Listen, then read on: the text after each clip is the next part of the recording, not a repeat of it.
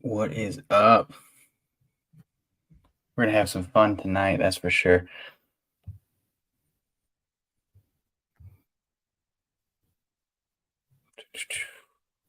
Doesn't look like anybody's here yet. So if you're watching this after the fact, you'll know that I'm here by myself figuring this out. So let's have some fun for sure.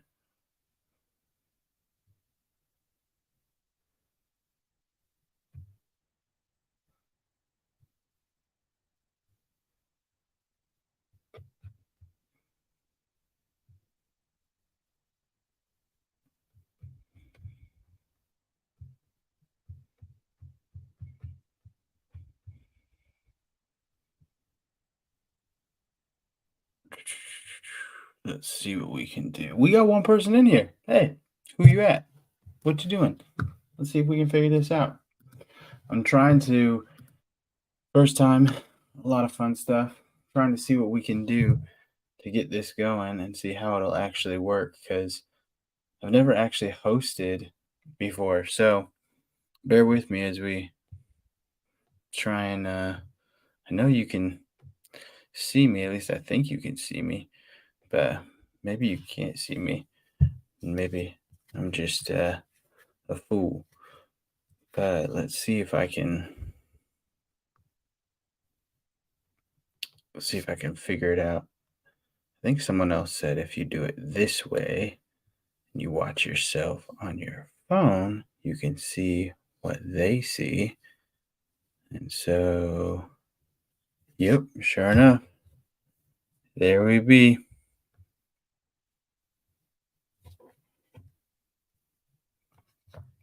And Cheeto. Hey, Cheeto, you're here. I see you. What's up, Cheeto? How you doing? This is gonna be our first night doing live. We're gonna try and do this more regular, obviously. It's just me and you right now, Cheeto. Just me and you. So I had some cool stuff. I'm gonna see if a couple other people pop on, but I have an unboxing that we're gonna do tonight. Let's see what we can do. So got a little bit of an unboxing. There's something on both sides. I'm not going to show it too quick there, but we're going to go through and check those out. Yeah, so I'm pretty excited. And Sharif had this time slot first, so he did not step on my time slot. I just kind of went a little early on him. So y'all can stay with Sharif as long as you want while I get myself ready because I'm still figuring this whole thing out for sure. But it was a fun day for sure today, though. Lots of getting this figured out and trying to make sure I got StreamYard set up. As you can see, I still got the little logo in the corner because I didn't pay for it because I didn't know how to use it. So see if this works, and then we'll go from there. Probably end up having to pay to get rid of that logo and just have a little bit more fun with it too. But yeah, I was gonna try and figure out how to share screen and go over some knives that I've been looking at as well as dive into the unboxing part of it. But if you're here, let me know who you are so I can see. Sharp Guy. Yeah, Sharp Guy's here. There we go. Be Shady, Sharp Guy, Cheeto. I see three of you. That's awesome. Yeah, I guess, let's just start going through it. I'm going to go through some of my collection tonight. We're going to have a little bit of fun with that, and then we can do the unboxing a little bit later as we go through there. So I pulled out some of my more recent acquisitions and get a little bit with them. Most of these have been in the video if y'all have been watching the channel about what we picked up from Blade Show, and I haven't done full videos on them yet, but the Devo Knives Growler V2 in carbon fiber. Absolutely loving this thing. It is pretty sweet. I've only carried it once so far because I've got so many other knives, and this just isn't one of my main carries right now. But has been super slicey. Absolutely love the feel on this thing. I don't know. I've been looking at my collection a lot recently and trying to figure out what I want to do with it and where I want to go because I'm starting to acquire a lot of knives and not carry as many. I'm only carrying a selection of maybe about 15 to 20 out of the full collection. So with that, we'll see what we do more and see if I've never been a knife selling kind of guy. So we'll see if we end up actually getting rid of some of these, but yeah. Yes, Cheeto. Figuring it out along the way. That's exactly what tonight is all about. Hopefully we'll get a little bit better as we go through this. Also, it's weird because I'm in like a new space because we're in our new apartment. And so this is a little corner in our bedroom that I wanted to set up with kind of knife themed stuff. So I've got one of the NAFS posters behind me, the burrito roll over here with a bunch of knives, and then some cheap Amazon lights to put color behind me. Otherwise, it's just white and black walls. But everything behind the computer over here that you can't see is bedroom, clothes, all that stuff and everything. So super grateful for my wife to let me set this up in one of the corners of our bedroom and kind of have it here. It's a nice little kind of hidden cubby corner as you head to the closet and then the bathroom over there. And so it's nice to have it out of the way, but it's different. It's small. It's nowhere near the setup that I had at our old house where I had like a dedicated room for my knife stuff. And so that was really nice. And I should have started doing live when I was there. What's up, Ground Fog? How you doing? Thanks for stopping by. Glad to have you here for sure. So yeah, this is gonna be an interesting journey for sure here in Washington. So it's been doing some we've been doing some good stuff. Nice to have you back, Cheeto. We've been doing some good stuff, and I don't know. It's good to be close to family, and it's good to be home. And as you guys can tell, tonight's going to be a lot of just insomniac rambling, things that happen late at night. My brain just wants to ramble and what we want to do. So we'll see how we shape up the night and how we continue to mess around with things. So got 5 people in here now. That's pretty sweet. So thank you very much. Thank you all for stopping by.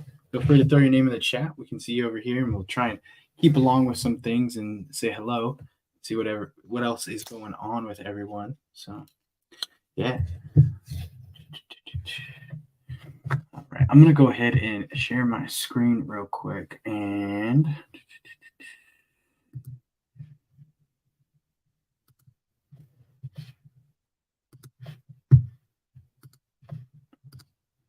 I'm going to share this screen so we can, here we go. I want to go through and look at some of these knives right here.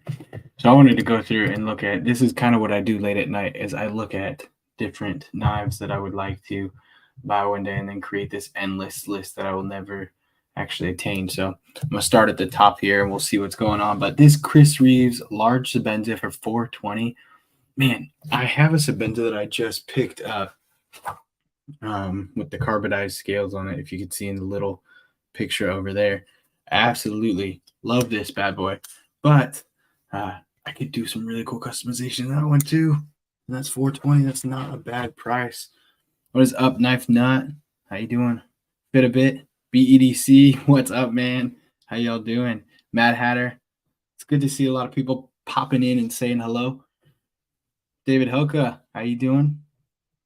Yeah, this is definitely one that I've been looking at, and it hasn't been on here long. It's clearly the top of the list, but I don't think it's going to stick around long. It does have the dual thumb studs, which is nice.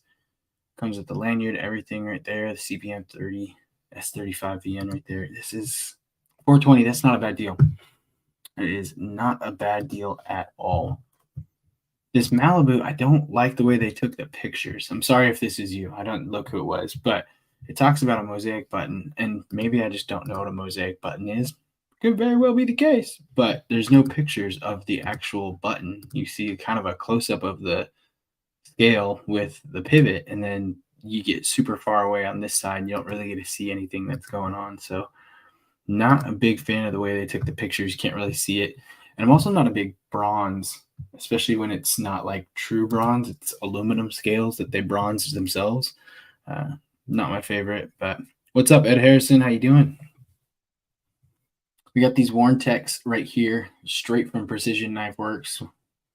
These are, I don't know. I have a love-hate relationship with a long Warncliffe like that. A long drawn out Warncliffe with that super flat blade. It looks great.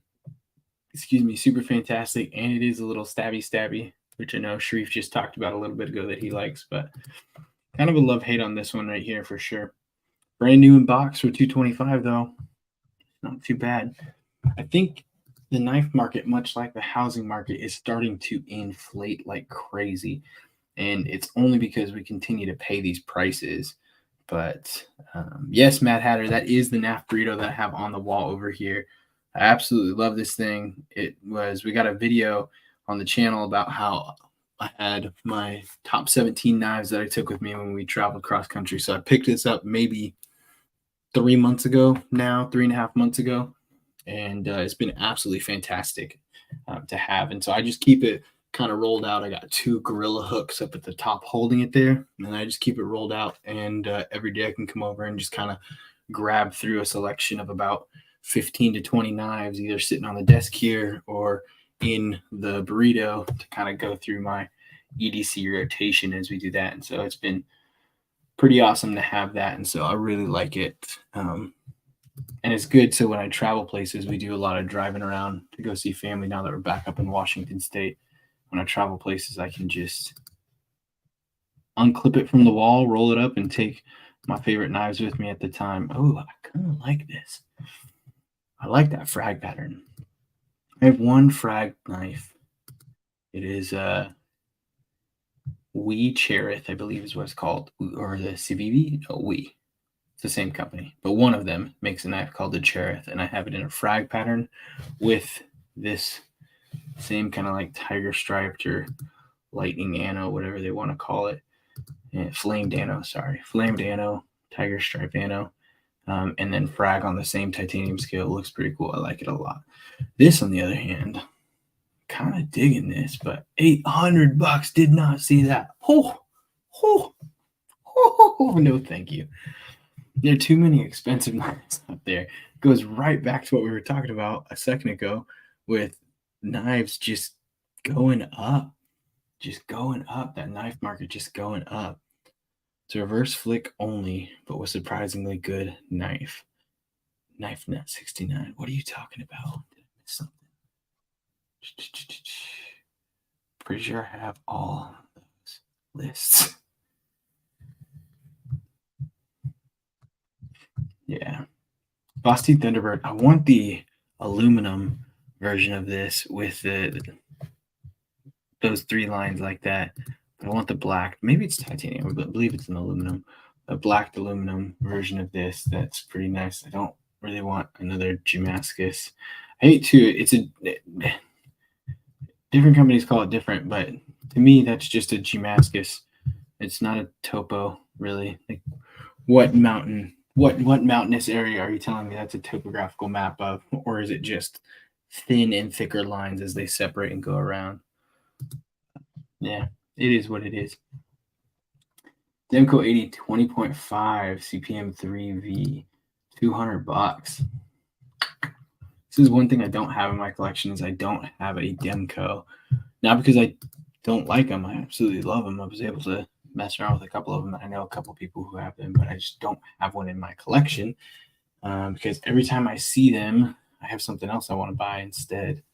And that makes it hard to continue to buy knives. I never got into the Thug. I want the Sugar Skull Harsey. Me too, Cheeto. Me too. That is a really nice knife, and I've been looking at that. Yeah, I'm really not getting into the Thug. It's too short and stubby. There's a place for every knife, but it's just too short and stubby, which is probably why this person's selling it too.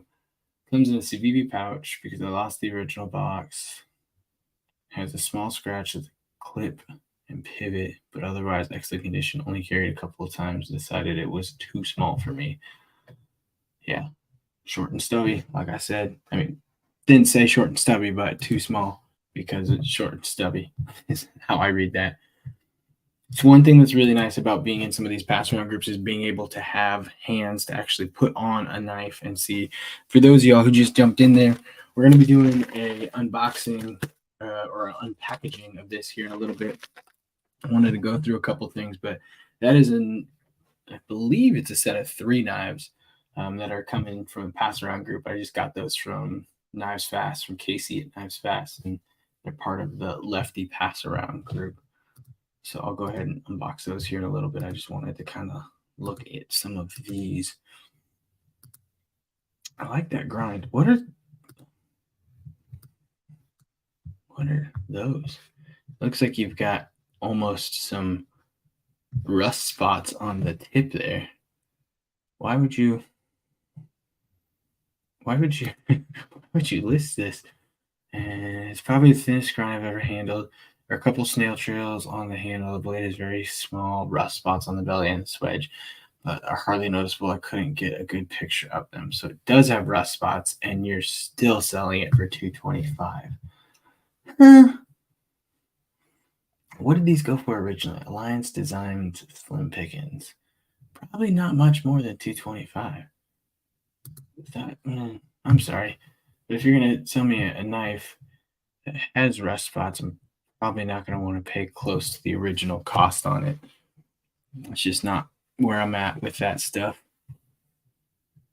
CGRB Scorio G10 AR RPM 9. Oh, knife metal. We've got a Jaeger in here. Make your own. Oh, wow. $40. That is a really good deal on a Mayoral. Oh, and it's the black and blue one. Oh.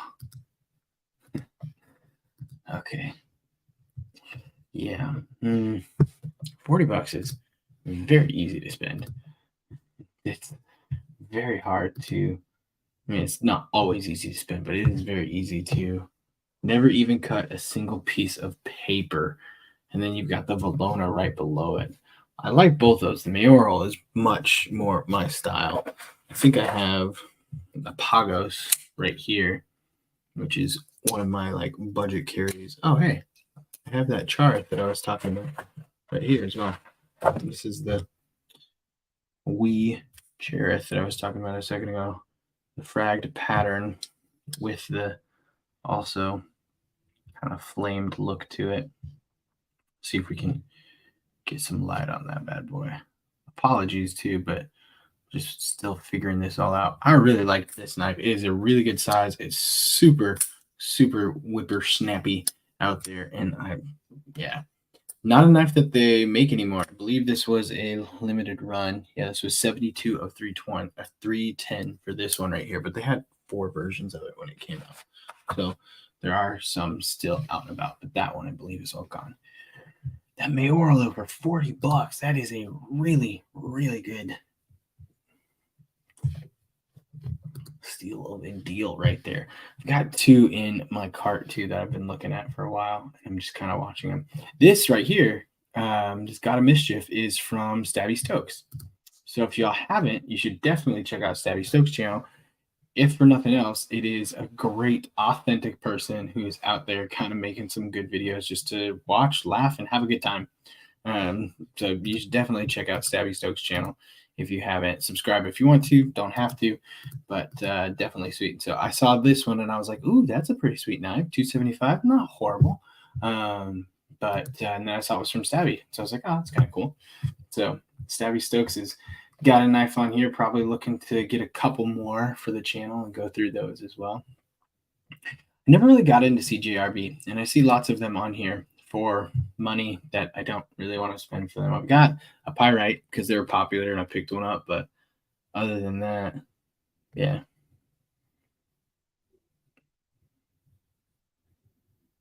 Yes, Cheeto, $40. Saw that earlier. Took all your willpower not to buy it. Same here. It was definitely a good deal of a deal there.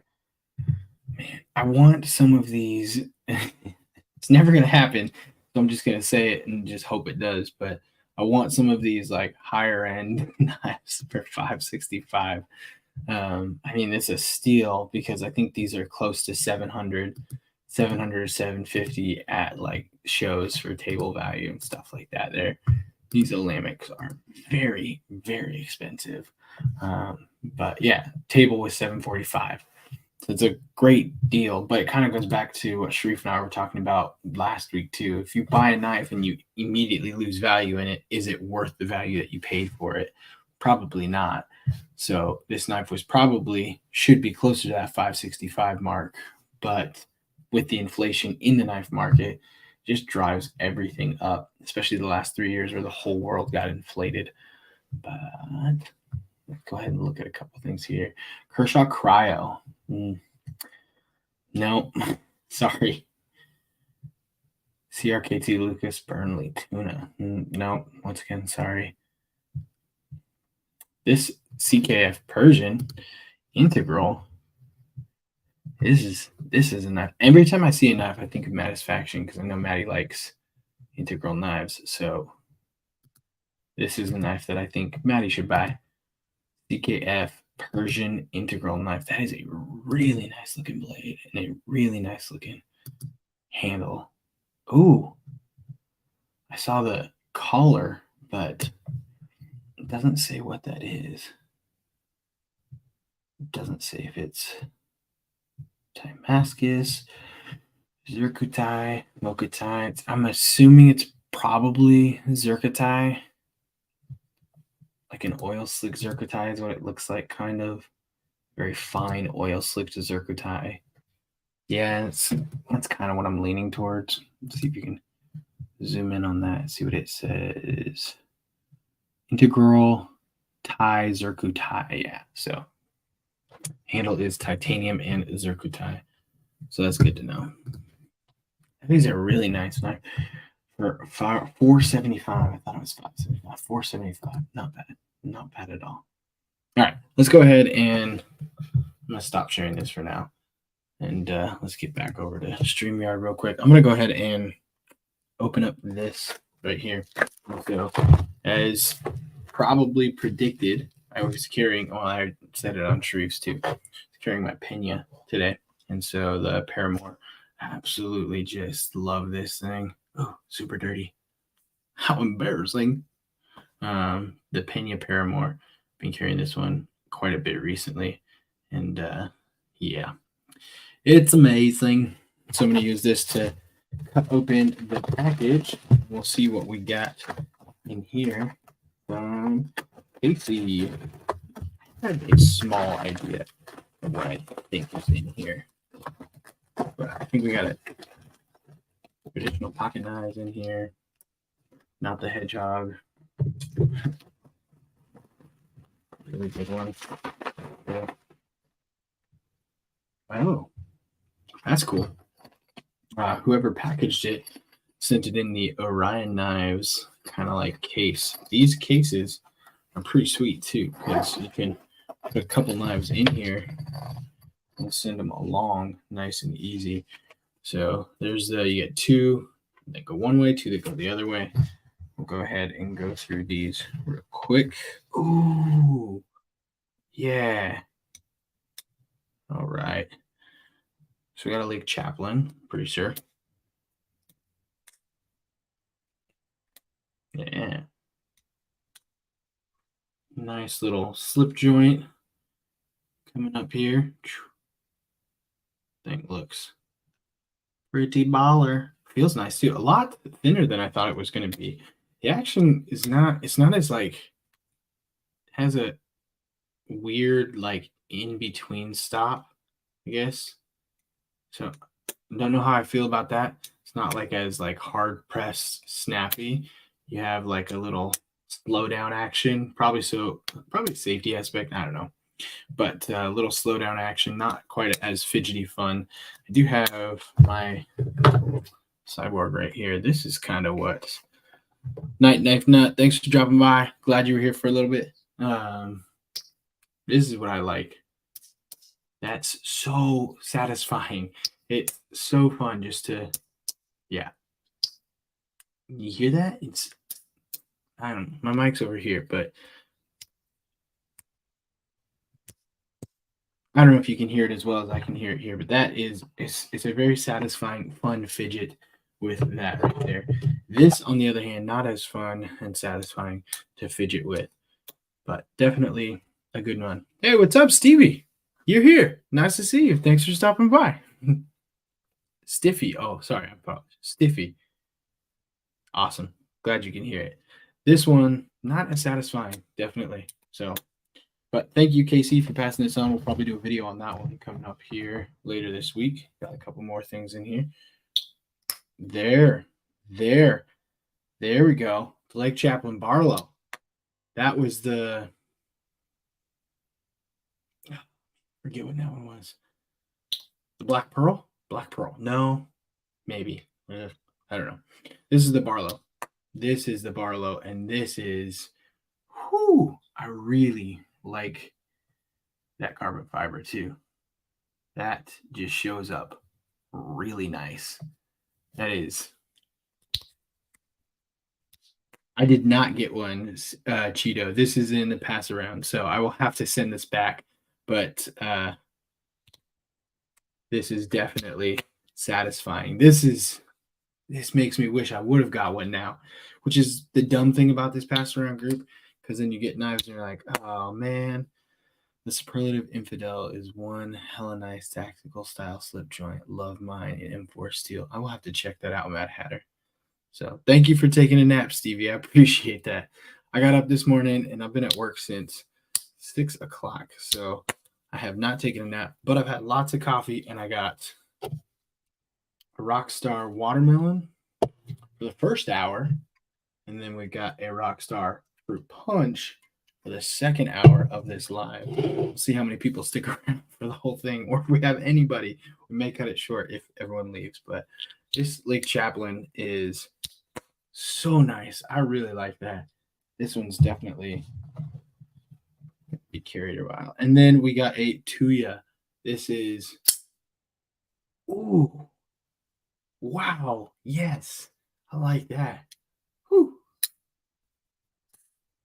Oh, that is slicey fun. Wonder S90V. Very nice, very nice. And it does have that frag pattern to it as well. So you'll probably be seeing videos on these coming up soon. I could do what I do on my videos and just do it right now, but then I wouldn't have material for a video. So you'll probably hear me just mess around with this. Holding my cash for a saw cut tie. That's a good one. Sure. I have the LCB shoes foot. It's great. Nice, Stevie. That's probably the one slip joint that I haven't got recently that I wanted to get. And so I will most likely be picking up one of the, if they're still available, from TPK, which you could check that. They're still available from TPK on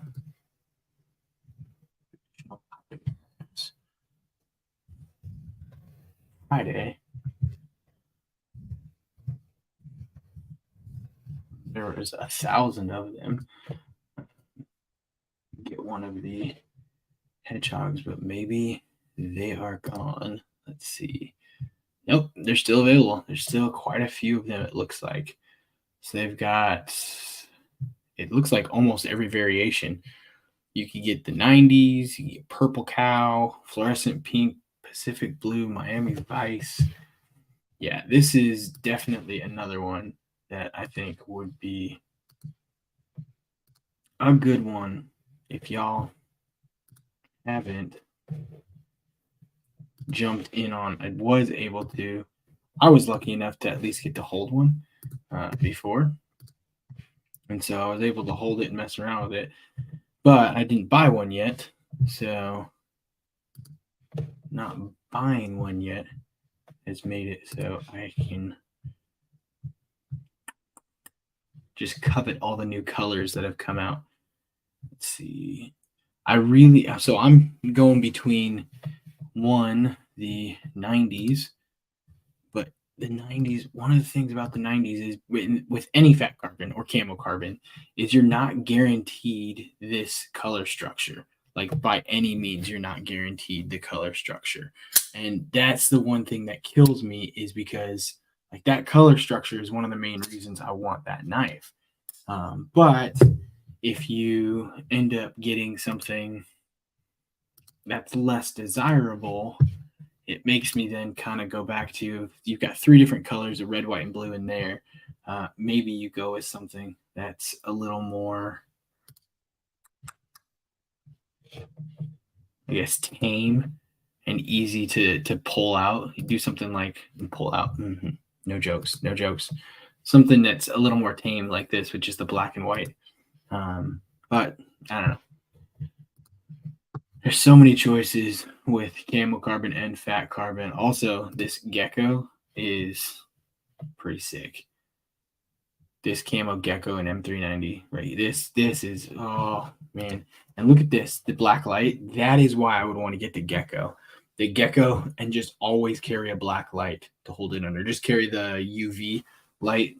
Like have my EDC also have a UV on it so that I can show everyone how miraculously amazing this knife looks when you put it under a black light, because that would make this knife that much more epic. It looks cool without it. Obviously, you got some of the bright colors in it. Just it looks like just yellow and blue. I'm colorblind, so there may be colors that I'm not seeing in there, but that would be pretty sweet. And you know what would go great with one of these hedgehogs? A clip slip from Lancelot Leather, because his clip slips fit these, which is pretty awesome, which is kind of a like Friday combo that I'm looking for, is picking up a hedgehog and a clip slip and then getting them here and being able to feel sustained and happy with my life because I've purchased another knife. But yeah, let's see. All right, go back to StreamYard real quick. Stop sharing. Cool. That wasn't too bad. Okay, we made it through the first 30 minutes, shared screen twice, and we stopped, and people are still here. So must be doing something halfway decent. But yeah. Oh man. This is the thing about having this late night kind of days going through, because there are things that I want to talk about that I probably shouldn't talk about, or things that I want to talk about that are going to have no interest to other people, and also things that people came here to want to hear. So talk to Austin. He'll show you inventory before you buy. That's awesome. That's really good to know. I did not know that. Face fuchsia, tongue out, face fuchsia, tongue out, face fuchsia, tongue out, face fuchsia, tongue out, face fuchsia, tongue out. I think Mass Faction's kind of having a little too much fun with Chat GPT there. Sounds like you guys are doing a little bit of some cyber kinetic going on over there, Maddie. You need to calm it down some. Keep it PG, please. I don't want to get banned on my first YouTube. You over here. No Club Sammy for Marty, Maddie. It took me about a month of watching lives and typing to realize that Marty was the autocorrect for Maddie. And I was like, man, these people really don't know his name? It's called Mattis Faction, not Martis Faction. Gosh. And so that's how sleepy it was for me there. Hit my blown. Oh, I see what it is. So I'm looking at two. Oh, man. On StreamYard, it does not show the emoji. So on StreamYard, for Mattis Faction, it says face fuchsia, tongue out, face fuchsia, tongue out. But if you look at YouTube, it's the alligator going, ah! And that's what it's talking about. I got it when Stevie said volcano, green lava, and then I saw a volcano, green lava come out. Chili W Dog. Wow, this is great. Thank you. Thank you all for pointing that out, that I can not see the pictures on StreamYard, but on YouTube, you definitely can. So yeah, it's something special there, figuring that out. Marty is my greatest creation, said Stevie. It's a pretty good creation there, especially considering you created him 1,900 miles away. That's pretty awesome. Ooh, that is nice. Just like out of nowhere, messing with this and then just seeing it just drop. That is really nice. This is Tuya's doing some good stuff. I also like how most Tuyas come with, I know it doesn't really matter because all my knives either sit in something like this or I've got a toolbox over there, but I do like how a lot of the Tuyas come with the hard kind of like Pelican looking case or Apache case. It just makes it feel more premium to me. going through knife designing and looking at stuff like that and everything, those cases really aren't as expensive as you'd think. And then the cases that we do get with a lot of knives are ridiculously cheap. So it's really not adding that much more value to a knife, but it just the what is it called? Perspective value? No. Maybe something similar to that. The perspective value of what you have is really good. Maddie is definitely a refurb. Well, maybe not a refurb, but like he's a remodel. Maddie's a remodel. 100% refurb. I've been impressed with everything from Tuya as well. The first Tuya I ever held was the one from Jim Skelton, Caledon, and that was just recently. It's mainly because the majority of my knife collection up until a year ago was Wee, Civivi, Kershaw, ZT, Benchmade, Spyderco, stuff like that. I didn't even have a Hogue in my collection until within this last year, which is pretty sad when you think about it. But then I started branching out and finding more and more better designs, more knives that really caught my thing. And so perceived value, yes, that's what I was going for. Thank you. But the Tuya that I got, the Jim Skelton Tuya, I really loved the look. I loved the design. So when I got that knife, it was pretty amazing. And then literally every other Tuya I've held since then, I think has hit the mark for what it's worth. I just don't have the money to buy all of them. As we all have that very similar and same struggle to go through. But yeah, this is a really nice one though. I do really like this. Curious. So Tuya has the NV4. Did they make an NV1, 2, and 3? And if so, what were the differences between 1, 2, 3, and 4? I always think it's silly when you have there are a couple knives out there that I've seen, or I mean, even not knives, just there's things out there that they call it like the 2, and like they never released the 1. The 1 was a prototype that didn't do very good in product development and people didn't like it. So then they created a 2 and released it as the 2. And it just doesn't make sense to me. Why not release the 1 and then release the 2? Or if the 1 doesn't do very well and the public has no idea about it, why not release the 2 as the 1? And so curious what the NV 1, 2, and 3 were like, if anyone has had them or has them in their collection. Be pretty cool to take a look at for sure. Yeah. But yeah, I want to show you guys the knife that I am building though. We talked about this on the show, the live the other night. I kind of briefly hinted at it. Present, share screen, click the tab I'd like to click, and then click share. All right. So this is NCC Knives, custom knives by Nick Chuprin. I don't know how to say his last name. But I'm going back and forth between the collared or the non-collared. Really, probably Friday, whichever one has the scales that I want available is going to be the one that I go through. And this is the knife that I've been building, and this is going to be one of my grails that I'm most recently been chasing for a while there. I'm going to be doing the zippered contoured scales, which is, didn't mean to zoom in like that, which is these scales right here, and then the custom build options. Things that I've been looking at is kind of deciding between some of the frame finishes and what he goes through on here. So this is going to be the bronze sandblast with the tumble. So it's kind of this matte color, but then super resistant to scratching and stuff like that. And so it's one thing that I think would be kind of cool. But another thing is I think just a sandblasted stone wash would be really cool. Although the darker color in the sandblasting is something that I think would be kind of nice. I don't know. I get torn sometimes between there's too many choices on knives like this, and with all the different choices, like this right here is the gunmetal gray, and the gunmetal gray is really nice, but he tells you down here if you want to go with the gunmetal gray, very hard, very dark, smooth finish, and no satin flats. So I don't know if that means like over here he won't do satin flats for this, or if he's saying like, I don't know, this is the blade, so it's something completely different, obviously, but these are questions to ask because here he has the whole gunmetal setup. Like if he's saying, hey, I don't want to do these satin flats because as the designer, as the maker, I don't want to put these two combinations together because I don't want that vision for my knife to be out there.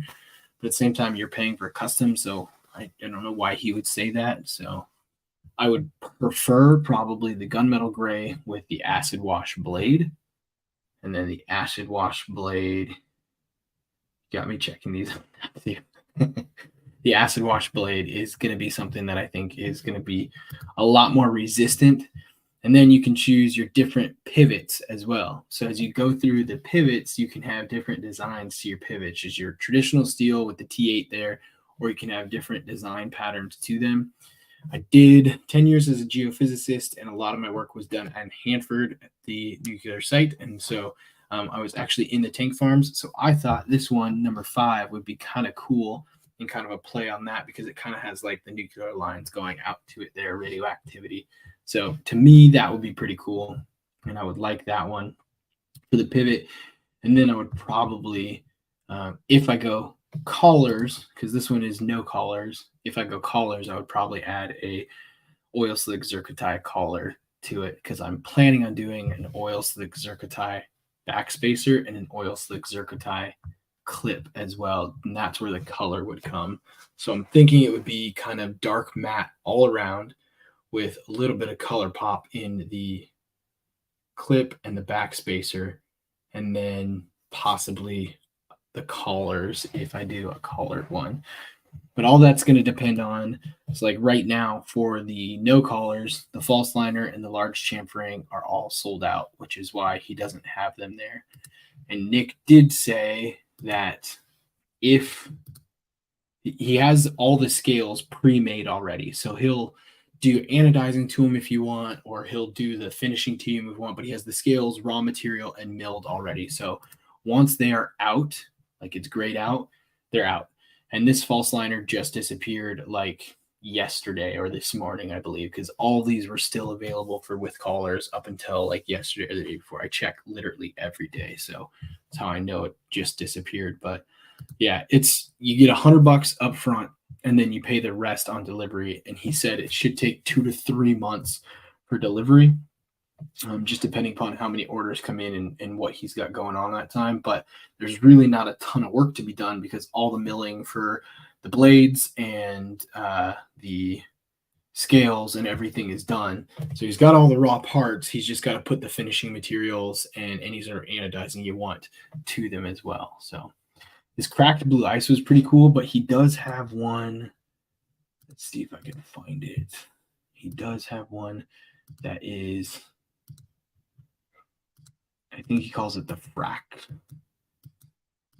fractured or the fractal. Oh man, let's see.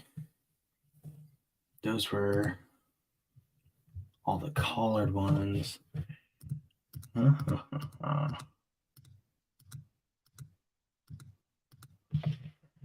No, Nick, where are these? Let's see. We'll go down here and look at some of the pictures. So this is his other model that he has up here, right here that you can see, which is pretty sweet. But he's got some really nice stuff. This right here, this pattern, and he has them to where the fractured lines are milled a different color than the regular scale, and it looks phenomenal. It looks really nice. But that is the BBM model for it. I have no idea what BBM stands for, but his BBM model, and those are also wicked, but currently out of stock. I know he has some that he held for shows, and if you reach out to him after a show, like here's a really good design and look to it. Like this knife, I feel like should be called Mordor. Like that's what the name of this knife should be, or the Eye of Sauron. Like that. It's this knife screams Lord of the Rings to me, and it's like lava and medieval and super cool and fantasy. But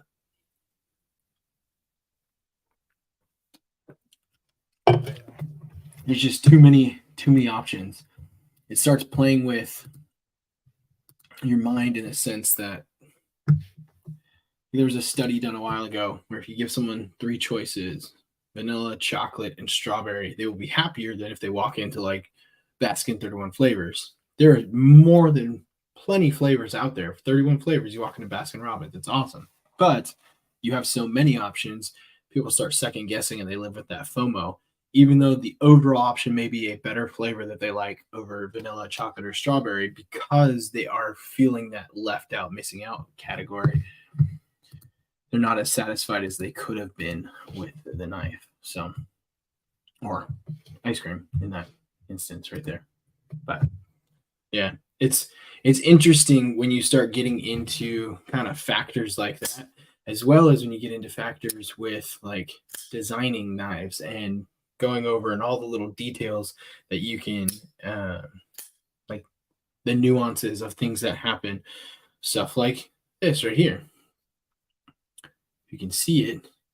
There's really good action and really good easy to handle the lock bar right there. It's chamfered a little bit further, and then even on the lock bar axis itself, they added a little bit of jimping and chamfering. That's amazing. But how much do you cut down, and how far is too far, and how far is not far enough? And then when you chamfer that other edge, that jimping on the inside, is it good? Is it bad? Is it too sharp? Is it bitey? Is it necessary? Another thing, or can you just have a flat edge that you go through?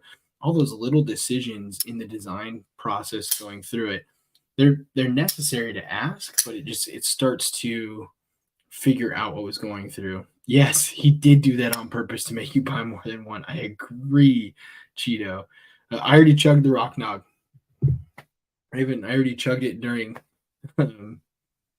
Sharif's. I had a little bit of the Rock Nog going on, and it was fantastic. So we might not make it till 1 o'clock because my bubble gut is gonna act up. Right now, we're totally good. No hot snakes, no bubble gut going on. But you never know. With Rock Nog, anything can happen. Anything can happen with Rock Nog. That's 100% the only truth that there is in life is when you drink Rock Nog, anything can happen. So yeah, same with Nagasaki. A little bit of sake bomb and some eggnog. Fantastic. You can't get it everywhere because eggnog is seasonal, but you go to the right sushi restaurant the right time of year, get yourself a little Nagasaki and some pretty delicious drinks there, I'm telling you. So yeah. Now, speaking of knife design though, going right back into it and just kind of flowing with it, I did reach out to Shieldon and they got back pretty quickly about the G10 version of the Ringo. So I know some of y'all have been asking about the Ringo. Some of y'all have been wondering if we're going to make the G10 version of the Ringo. But the G10 version is definitely going to be in the works. We're talking and going over kind of negotiation pieces for minimum order quantity, as well as we're changing the design up a little bit. Let me see. Give me 1 second real quick. Go ahead and grab a Ringo and show you what I'm talking about.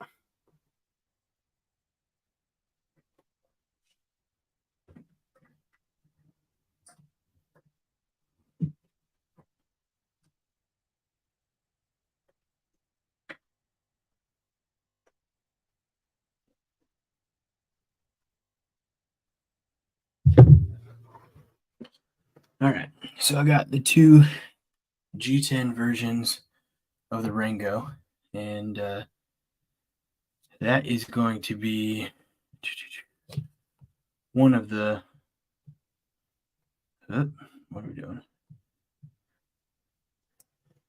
One of the things that we're going to do with this is we have the flipper tab on it, and that's one piece that a lot of people were not irritated. Some people loved it. Some people, that was their preferred deployment method. But other people wanted the Ringo without the flipper tab. So we actually did a redesign of the blade, and we got rid of the flipper tab. In getting rid of the flipper tab, we extended the choil out a little bit so you can actually choke up on the choil some too. So you've got really good grip on it further up. You don't really need to because of the design of the handle and the way of the knife, but figured it would also give you a much better sharpening angle if you needed to and more room on that. So we're going to be doing two versions of the budget version, one with the flipper tab and one without the flipper tab. Here's the dilemma. Because the minimum order quantity we're running into is we can only do one color with the flipper tab and one color without the flipper tab, which means one blade style with the flipper tab, one blade style without the flipper tab, one color G10 with the flipper tab, one color G10 without the flipper tab. And the scales aren't going to be interchangeable, and neither will the blades, even though they are very closely designed because of where the stop pins are and because of where the liners fit in and the way it's designed a little bit. There are some slight angle differences. So now we've been trying to kind of decide what color and what designs are going to go with what knife. So as of we have it here, we had the blue with the stonewash and really liked that combination quite a bit. That's actually the one we used to show the cut marks. So actually it's pretty good. I grabbed this one. So that is going to be like the design of the new choil as it comes through. And then if you kind of catch this at a half angle, you can see where that is the line for the scale. So the blue and red line that you see there is actually where the blade is going to cut in on the backside to delete that flipper tab and add a larger sharpening choil. And so now we get to decide, do we want to do the green with the satin, or do we want to do the blue with the stonewash that has the flipper delete? And that is kind of our dilemma right now. I personally like the green version a lot better. That's kind of like my style, my jam. I really like this color. I don't necessarily like it with the stonewash, so I think it's going to stay green satin and the blue stonewash. But which one do we delete the flipper on is kind of the dilemma right now. And it's going to be 6 one way, half a dozen the other, but that will be our big decision that we make as we go to produce these. We're going to do, I think, 200 of them, so 100 of each knife is what we're shooting for. We might have to do a little bit more, but we're going to try and do 200 of them, 100 of each knife, and then we will do a pre-order for them, which will save you a little bit of money instead of doing a Kickstarter. I think with the budget version and the lower quantity of knives, we should be able to go through production without having to do Kickstarter. And the pre-order will be purely to kind of get the knife out there to people who have supported us through this and who wanted to support the Rango on Kickstarter for us and everything as we're going through all that stuff. But it's not going to be something that is like, hey, we need to hit 50 orders on the pre-order in order to make it. We'll start the production most likely before the pre-orders even get complete. So that'll be pretty good. That's kind of my thought, Cheeto. Green, no flipper as well.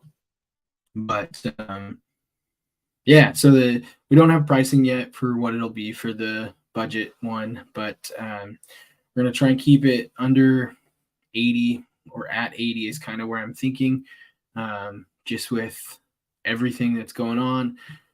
That's still a little higher than, honestly, it's a little higher than I want to be, but where pricing lands on some of those knives, it's, when pricing landed on some of those knives, it's just going to be a little bit hard to go under that. So I'm trying to do it to where I can really kind of honor and respect the community as much as possible and still bring a good knife to the community. So it will be sub $100. So that's something that I can guarantee say. It's just going to be how far under $100 can we go? So yeah, 80 is kind of where we're shooting, Cheeto. It's going to be 14C28 steel. 14C28 is most likely going to be the steel that we do on it. That's what all these ones are. They're 14C28 and we did ask for pricing on 154, and 154 just brings the cost up a little bit more than I want, but the 14C28 is probably where we'll stick with. It's a good enough steel. I feel like those two kind of go side by side. That's Pepsi and Coke. It's Ford and Chevy. That's Honda and Toyota. That's Honda and Toyota right there as they go side and side. So 14C28 and 154 were kind of the two we were looking at. 14C just comes in a little bit cheaper with some of the same qualities and everything going on there. So I'm looking forward to it, but we'll see what happens with it for sure. So I'll let you all know when we hit it. And then the pre-order, Cheeto, if you really want one, the pre-order, you'll actually save a little bit more. 80 will be once we receive them. The pre-order will drop down a little bit so you can save a little bit more money. And then we'll probably throw a couple codes out there for people who want to help us promote the knife on their channels and stuff like that. So other people can get the knife for a little bit more of a discount too. So that'll be pretty sweet. But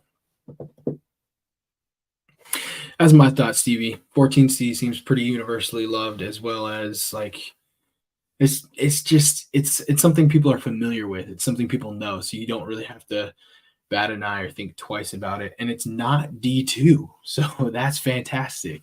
It's not D2. That's one of the biggest things I think that is going to help a lot of people in this whole thing going on right here. But yeah.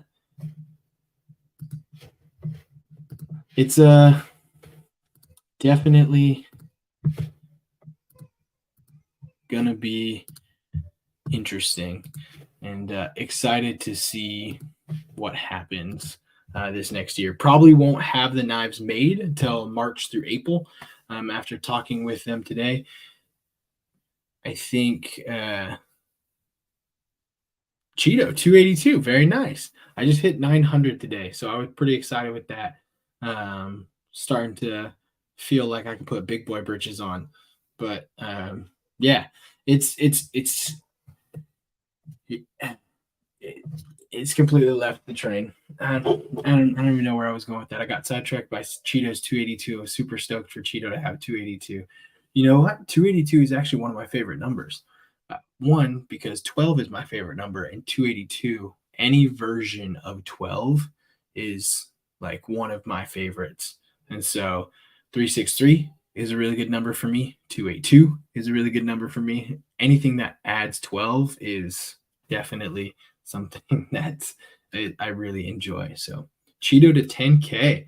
That's you know, it would be a feat and it would be awesome if we got Cheeto to 10K before we got Big Red to 10K. Because I think Big Red still hasn't hit 10K. And we've been pushing for a really long time. That would be really, really cool. Is to get Cheeto to 10K before we got Big Red to 10K.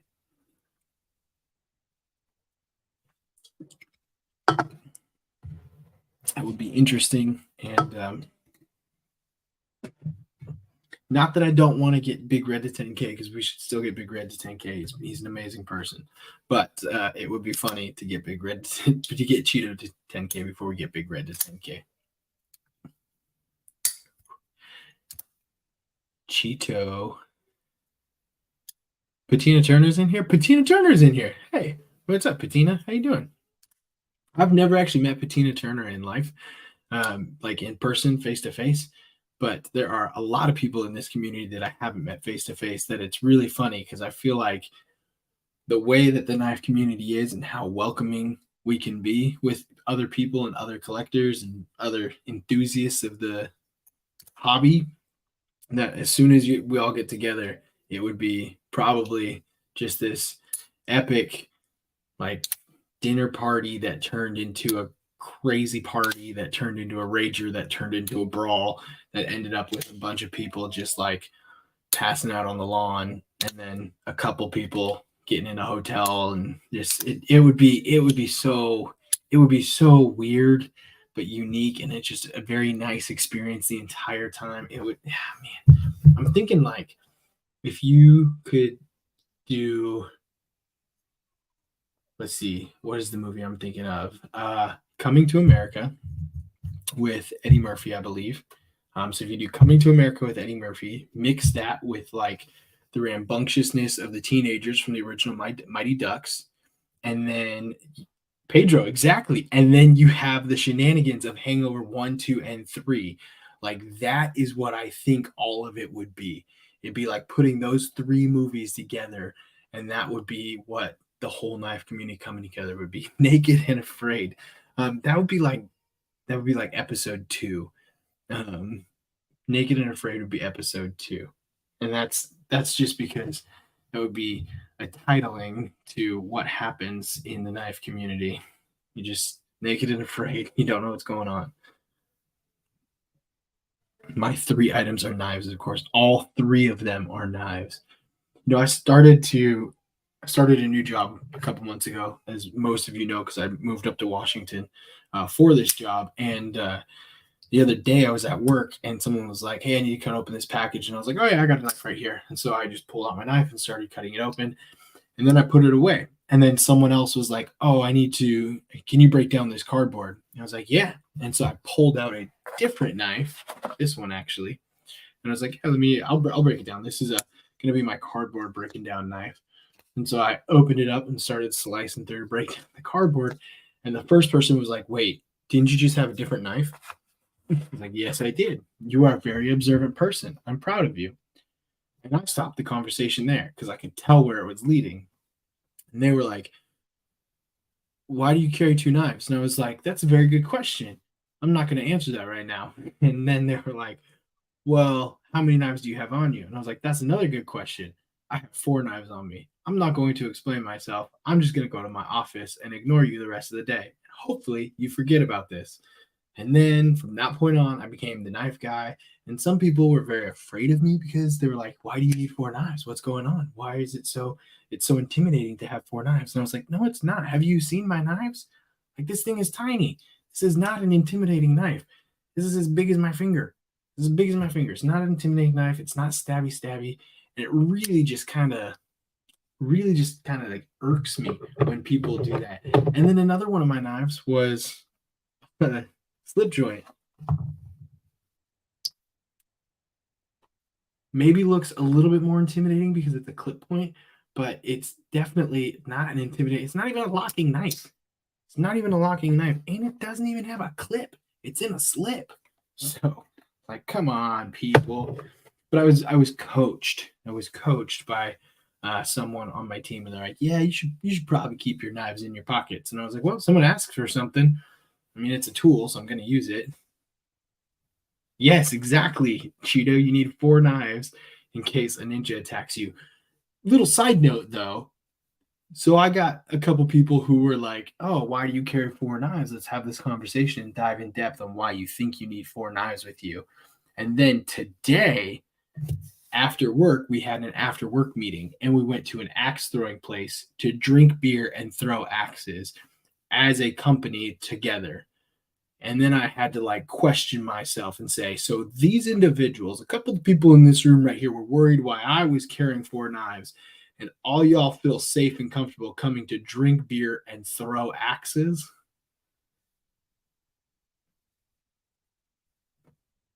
It just doesn't make sense. Funny that a lot of people outside of the community think of knives as weapons when we see them as tools. Exactly, exactly. I think it's so funny when people, to me too, the biggest one is automatic knives. Everyone looks at automatic knives. And granted, I didn't own any automatic knives until I moved to Arizona because I grew up in Washington and I had a lot of restrictions around what I could and couldn't own in Washington. So I never had any automatic knives, and I still um, allegedly don't own any automatic knives. And so when I moved to Arizona, though, I did allegedly purchase some automatic knives, and they are by far some of the safest knives in my collection because it is so hard to actuate that knife. It's so much easier to take anything over here or anything in the box over there and just go like that. That's so easy to open. And an automatic knife is not that easy to open. It is ridiculous. Hey, what's up, Josh Worth? Josh, I've been meaning to talk to you. That anytime I think you use Lefty as a um, what's it called? Proxy in the US. But I have another friend who lives in Sydney, and I just proxied for him. And so I went through the whole like I know how to do it now. And so I was like, oh hey, I know another person that lives in Australia. If you ever need a proxy in the US, reach out to me ahead of time, and I would be more than happy to proxy for you because I just figured out how to do all that stuff and ship things internationally, and it was all cool and dandy. So I know how to do that now. But I believe you use Lefty as your proxy and keep using him because he does way more with knives and has better knowledge around it than me. But if you ever need a second or he's unavailable or whatnot, you can reach out. Back to my rant on automatic knives. They're way safer than anything over here because my 3-year-old could come in here and get and open up pretty easily. Whereas my automatic knife, I would never do this because I'm a good parent. But if I left my automatic knife with my 3-year-old, I would be more confident that he's not going to hurt himself with that than he is with one of these. One of these he could open easily and probably hurt himself pretty drastically. But with the automatic knife, I'm pretty confident that he wouldn't be able to get it open even, therefore he couldn't hurt himself with it. And if he can't hurt himself with it, it's not a weapon. It can be used as a weapon, but so can a lamppost. And so if I take my lamp over here and start swinging it at people, it is now a weapon. That doesn't mean we need to ban people from buying lamps so you can't see anything. Because it's the other thing that's stupid about Seattle is none of the houses or townhouses or apartments have like lights in their bedrooms. They all have like a switch that goes to an outlet, and then you plug in a lamp and then you can turn the switch on. And that drives me crazy. Or this is 2023. Why are we building new houses without HVAC? Come on. Why are we building new houses without central heating and air and AC? That's just ridiculous. I want heating, I want ventilation, I want AC. That's what I want. It's 2023. If you build a house in 2023 without anything like that, you should go to jail for 20 minutes and think about your poor decisions on building houses.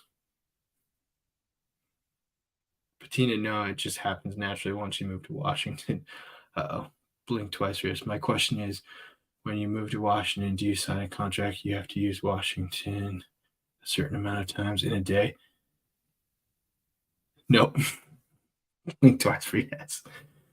Okay, yes. Does the lamp look like Mount Shasta? The lamp does not look like Mount Shasta. It looks like Rainier because that's a better mountain because it's a bigger mountain than Mount Shasta. Could have sworn there was a kangaroo in here before.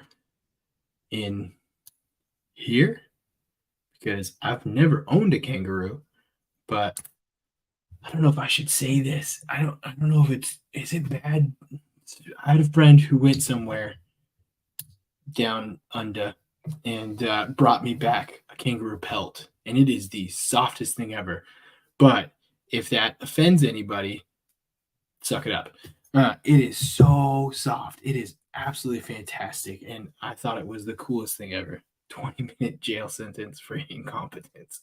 It's exactly what it should be, Mad Hatter. 20-minute jail sentence for incompetence. Oh, in chat emojis. Yeah, there used to be a kangaroo, and then there used to be a kangaroo with a baby kangaroo, a joey. That's what it's called, I think. You can tell me if I'm wrong, but there used to be a kangaroo with a joey in a pouch, and they got rid of that because they weren't used that much, I'm assuming. That's usually why I get rid of things, because I don't use them. except for knives, because I never get rid of those because they're all amazing. I should put this with the other ones so I don't lose track of it. But man, this Tuya is so good. For those of you who missed it earlier, because there's a couple more people here now, we did a quick little unboxing earlier from a package that I got from Casey Knives Fast through the Knife Pass Around group with Lefty EDC. We got a Tuya knife in here.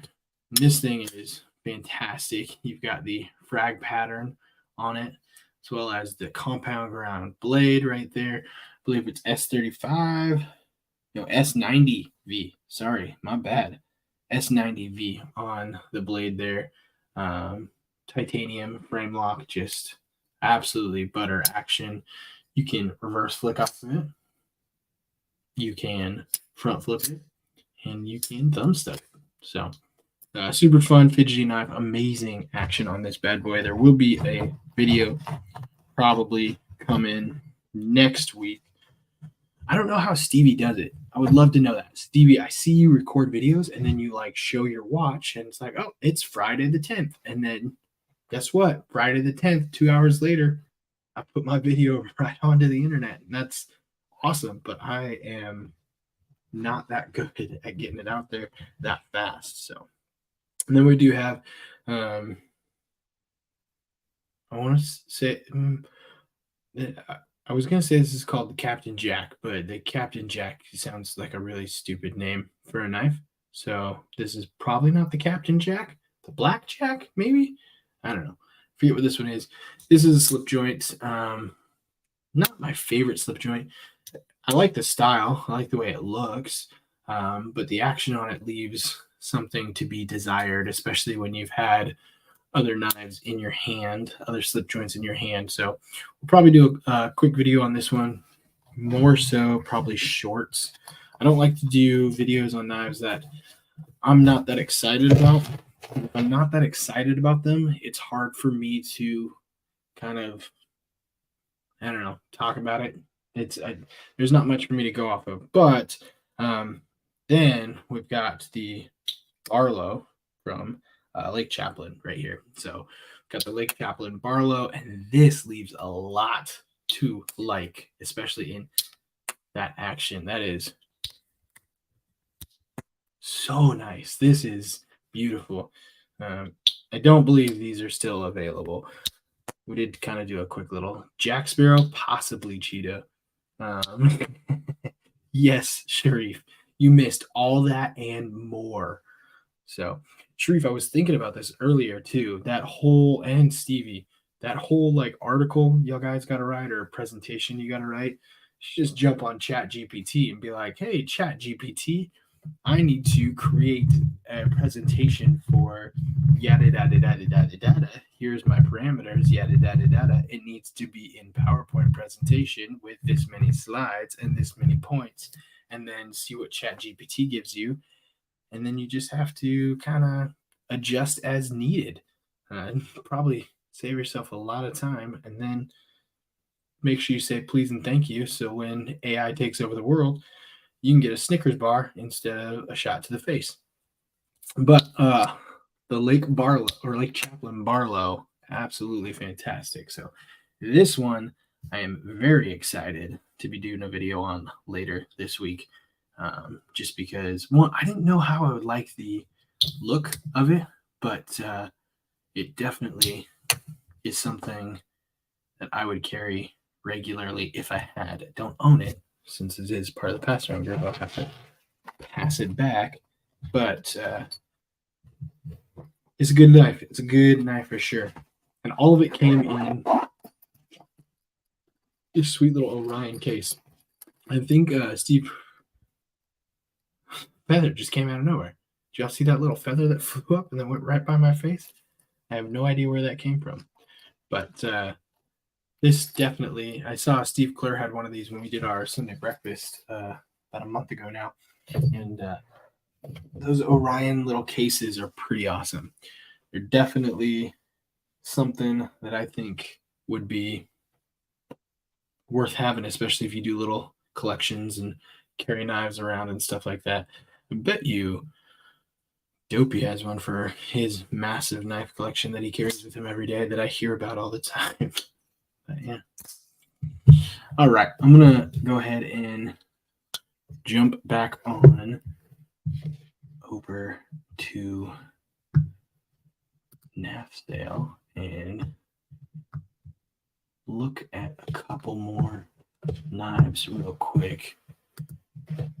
Y'all have no idea how amazingly accomplished I feel that I have been able to successfully share my screen and then unshare it 3 times now and continue to keep the live stream going because I am not a technological person. This is wicked. Tri-axis midnight number 22. What's number 1 through 21 look like? Do they all have that same scale pattern? That scale pattern is nice. I see things like this though, and I wonder, like, how deep is that milling, and is it going to be textured, or is it just going to be aesthetic? Either way, it looks cool, and I like it.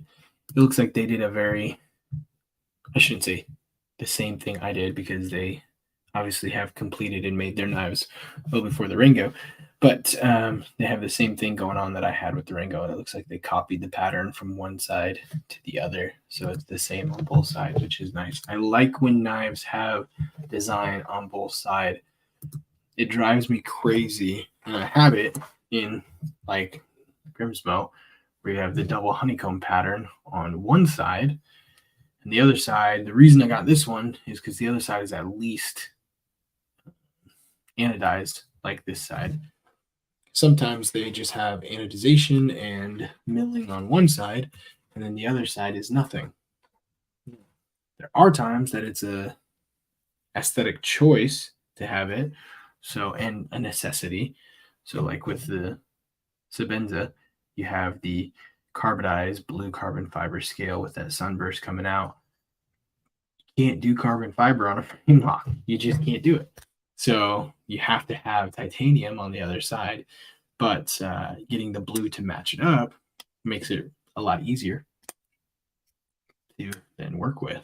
So yeah, I carried this thing for a couple weeks, and then I was looking at it after I carried it, and my scale is rubbing the blade on the inside here a little bit. I think I just tightened it down a little too much when I put it over, and sometimes it works fantastic. Other times it takes a little bit of fidgeting to get it worked in. Oh, here's another cool one. This is not many out there right now. It's only a D2 knife, but this is the Devo Fireball. This is the Stasa. I'll stop sharing my screen so you guys can actually see. I have another screen that I'm looking at right here. So I forget that sometimes. But Dopey uses the freight container for his knife collection, not a case. That's good to know. This is the Devo Fireball, which is going to be the Stasa and Devo knives collection. They have the red and then the blue, and I got the blue because blue and green are my colors. Go Hawks! And because of that, I wanted the blue and not the red. And so, but this Fireball, I carried it for a couple days after I picked it up from the show, and I really like it. It's a really good size. I've been kind of into these more mid-size / small knives recently. I think because it's one, they're easier to maintain, they're easier to work with and whatnot, but they're also easier to like conceal. So being in a state where knives are not as widely accepted, I thought it would be easier to conceal. Did y'all hear that? That little like ting? I don't know if I like it or I don't. It's the Wii kite fin says like Wii's ultra light titanium. This thing is ridiculous. This compared to some of the bug outs is ridiculously light. So like it is comparable in that everyday carry category to a bug out, but has a much more appealing blade style to me. So this blade profile is something that I really like. You have a really nice long swedge at the top here, kind of a hollow ground all the way through as you come through that. This is a really nice blade. I really like this, and it's very stabby, pointy, but so thin and light. Yeah, can't really go wrong with that one at all. You put these all back. Otherwise, I'm gonna wake up tomorrow morning and I'm gonna be like, where did all my knives go? And I won't remember where I put anything because it's 12:21 and I'm gonna wake up in the morning and not know where anything's at, because when you have a 3-year-old and a 1-year-old, you wake up usually 3 to 4 times in the night, which is why I can do an Insomniac live stream, because right now I'd be awake anyways. So luckily we haven't been interrupted by a little kid running in here and asking to jump in bed or watch TV, because if all that kid wants to do is go outside or watch a new TV show that he likes called Baby John, which is basically a copycat version of Coco Melon. Y'all want to know about a 2-year-old's life or a 3-year-old's life? Let's talk about toddlers for a second. Let's not, because I know nobody here wants to talk about toddlers at all. But I'm just telling you, that's where it's at. Funny story about the kite fin. I ordered the kite fin thinking I was ordering a high fin, and then I got both knives, the high fin and the kite fin, and I liked the kite fin more, but there was way more hype around the high fin, I think, because it was designed by, could be wrong on this, I think the high fin was designed by Gavco. Maybe not, but it was definitely out there. And yeah, I think the hype around the high fin was something that just kind of made it be the knife of the quarter that it came out, I guess, the knife of the season. This came out around a very similar time, and this kite fin was way better than the high fin, in my personal opinion, and I like that. Just for my style, my EDC, that's what I liked. 3.35-year-old and a 1.8-year-old. That's very, very accurate on the timing there. I think we have a 3.17. I don't know. What is 1/12 come out to in percentages? 1/12 would be one. It's not 1/7. That's definitely not 1/7, because 1 out of 10 would be 1.0. So we're looking at 3.08, 3.07, 3.08, 3.07 year old, and then about a 1.8 year old as well. So about a 1.6 year old as well. So that's where I'm at. So I feel you on that one, Cheeto. I've got a boy who's the 3-year-old, and then a girl who is the 1-year-old. And we're currently trying to potty train, but boys don't like to be potty trained, from what I understand from potty training my son. It drives me bonkers. Kite fin would also be better priced unless the steel upgrade ruined that. Yeah, the kite fin is definitely a better price. Steel upgrade did not ruin it. So yeah. I don't know. I've been digging into my Wii collection more recently, and kind of Wii's coming out with a bunch of stuff right now that I'm just not interested in at all, and which is good, because then I don't have to spend money on it. But some of this older stuff, I'm really starting to like more of the fine lines and like the simplicity of something like this. Like this to me is really nice and really well done. Wii Cherith, really small, nice, easy carry, has a really good blade style, nice flat grind all the way through. I really like the bead blast, or whatever you want to call it, finish to it. Kind of that matte color. It's a love-hate game, because you're going to get a really good think, retention on it, but you're gonna see way more from it. You see all the icky residue that comes through it. I got 3 boys under 6. I'm gonna die.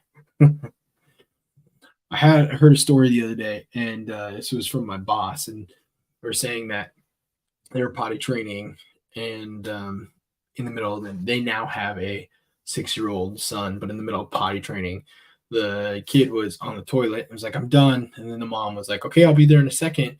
And they came around the corner, and then the son was like backing out of the bathroom, butt up, with toilet paper in their hand, like, "I'm done, wipe me, I'm done, wipe me," just walking their butt up to the mom to get it. And that was crazy. Maddie, you're still here? You can go to sleep, man. I very much appreciate you hanging out. It does make me feel happy to know that you stuck around for a little bit and you're here, but by all means, go to sleep. I'm just rambling on about kids and knives and silly things like that. So I'm just satisfied that we made it through this first kind of night. We've only got about 30 minutes left, and we haven't had any major issues. No one has been stabbed. Nothing has happened. And yeah, definitely going to have to kind of brainstorm on what I want to do with this time, what we want to talk about, what we want to look at. Sharif's kind of got the whole designer thing going on with his stuff, which is pretty nice. Maddie and Stevie have like guests to come on with lots of conversations around stuff and everything, which is good. And I like that. I've been kind of looking at different other lives and what they do and how they go over stuff. And it'd be interesting to see what this kind of time slot brings in the different audience, because not everyone's going to stay up this late. Not everyone's going to want to have conversations this late on stuff like this. But does that bother you guys? That bothers me a little bit, but whatever. I just don't like having a little box right here, but I don't want to sit forward either. So I guess that's what I get. So I'll just have to deal with it. But it'll be interesting to see what happens with this time slot, because there's less people who are going to want to stay up late to watch it, but that kind of means we can do a little bit more of whatever we want, I think. Yeah, you can see my tabs. I got Instagram open right here, my YouTube channel, NCC Knives, StreamYard, NAF Sale, and traditional pocket knives. That's all the tabs I got open. I don't really have anything else. I don't hide stuff. And this one over here is called Important Stuff, and this has all my, I'm just joking. Under that Important Stuff tabs, that's where I have, like bank account, routing number, all that kind of stuff and information. So if you want, I can get in that one, and you guys can really just kind of see where everything's going. Just joking. I absolutely hate this. I don't use thumb studs very often. I do a lot of flippers and reverse. And then when I start using thumb studs again, it rips up that skin on my thumb right there. And then I hate those little like skin flaps. And so I end up cutting them off, biting them off, chewing them off, rubbing them off, doing whatever I can to get rid of them. And that's that. This is the one and only Ultim knife in my collection.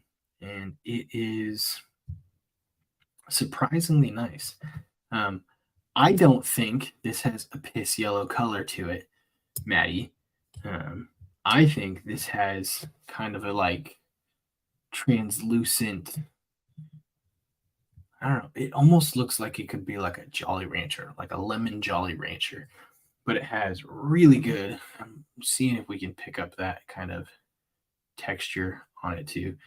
So you can see the texture to it on that. That is absolutely fantastic.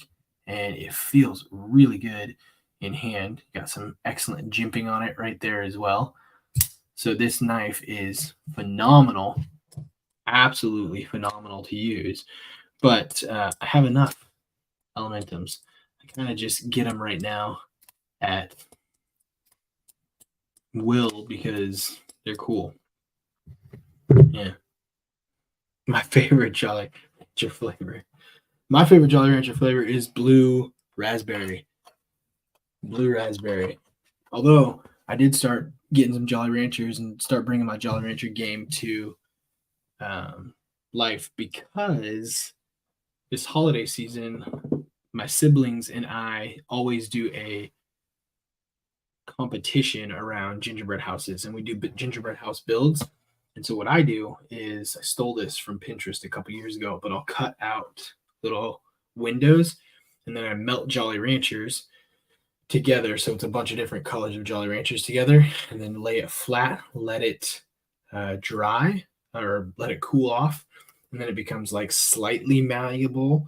And so then you kind of push it up on the wall a little bit of the gingerbread house, and then you let it cool completely on the gingerbread house so it's stuck to the gingerbread house. And then you have a like see-through mosaic window of Jolly Ranchers that is really, really cool.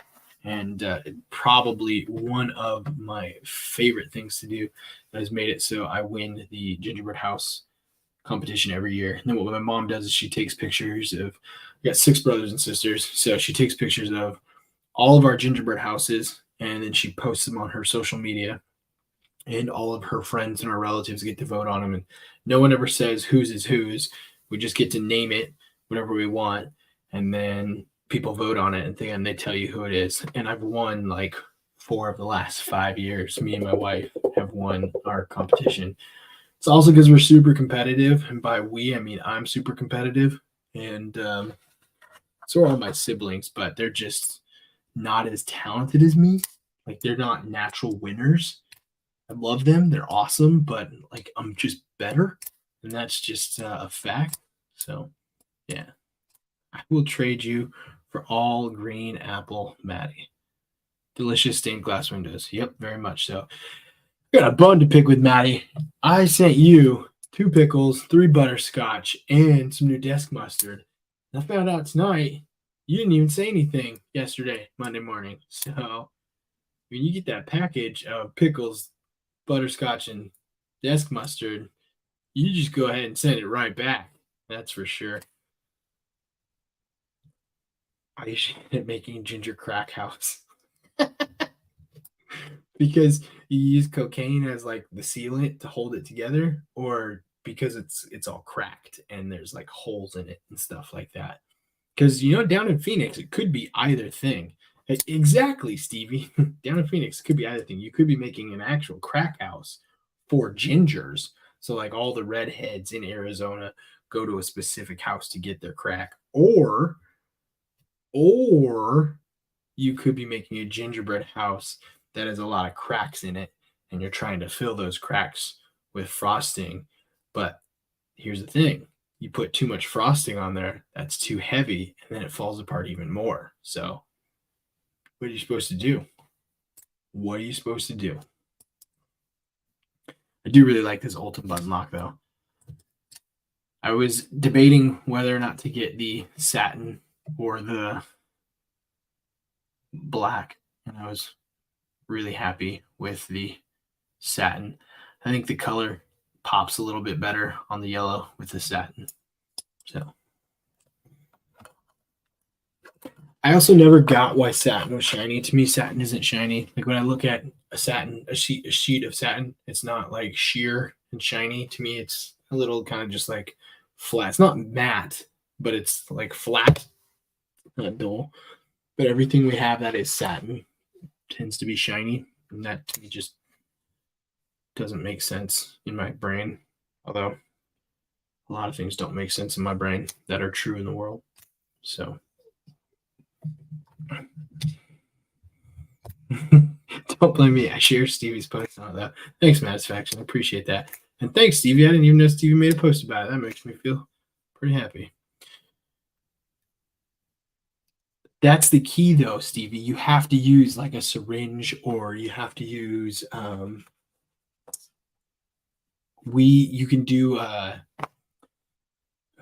not a piping bag, but you can get like a Ziploc bag, and then instead of like cutting the corner to make an edge, you can get like a lady's age straw, which is those like really thin. I don't know. I went like that. Ugh. You can get like a really thin coffee straw and poke that through the corner, and then it comes out the coffee straw in that really thin thing, and that makes it really easy. So instead of using piping bag or like a Ziploc bag that you cut the corner off. You just poke the coffee straw through the corner, and then it comes out the coffee straw, and it's a much thinner line, which makes it really easy. It's also a really cool way to do icicles because you can kind of like drop it and let it have it go through. Yeah, Cheeto, hand gestures. I talk with my hands. It's what I do. So if anyone remakes this with my hand gestures doing stuff, I'm just going to do this the rest of the night and not use any more hand gestures. It's how the ancients built gingerbread houses. You have to keep it traditional. The ancients, I mean the aliens. No ancient humans built anything. It was all built by aliens. I don't know what I'm saying right now because I truly don't believe that. But I've had a lot of people recently, which has been weird, ask me about aliens and the pyramids.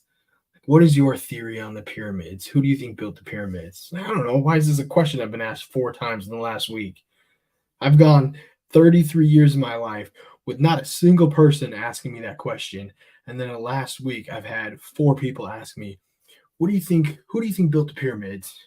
Egyptians, humans? Do you think, or do you think it was built by aliens? I was like, I don't know. I can honestly tell you, until this past week, I have never thought about who built the pyramids. I've seen them.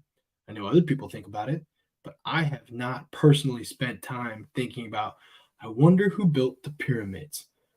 They're on a completely different continent than me. They are on the other side of the world. They have no effect to my life in a day-to-day basis. And you know what? I got plenty of other things to think about other than the pyramids. And so because of that, I never thought about it. There you go. That's what I'm starting telling people. Sharif built the pyramids. Who do you think built the pyramids? Sharif did. He built the pyramids. That's who did. And if they ask me who Sharif is, I'm going to say just find him on YouTube and subscribe to his channel. And then buy his knife. It's called the Kaimano. It's cool. When he's done with that, he's going to make the other one that looks like an Emerson that I really like. And I want him to make it now. Because I will buy 1, maybe 2, possibly 3. But got to do the Kaimano first. So go Google Sharif. He built the pyramids. Buy his knife. Subscribe to his channel. And then make the one that I will buy. Because I like that one. And I want that one. Not this one. I do want this one. But I want that one. And so that's what I will tell people.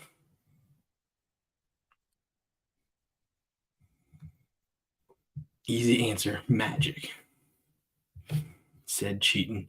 Where's my torch? Someone light me up.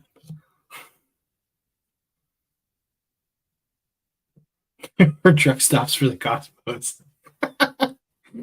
They're built. They're ancient truck stops for the cosmos. I like that. That's another good one too.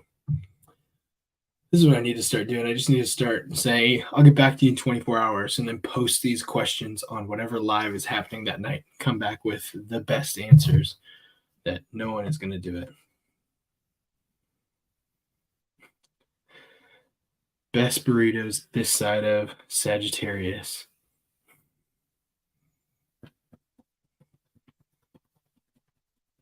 Poweener Turner.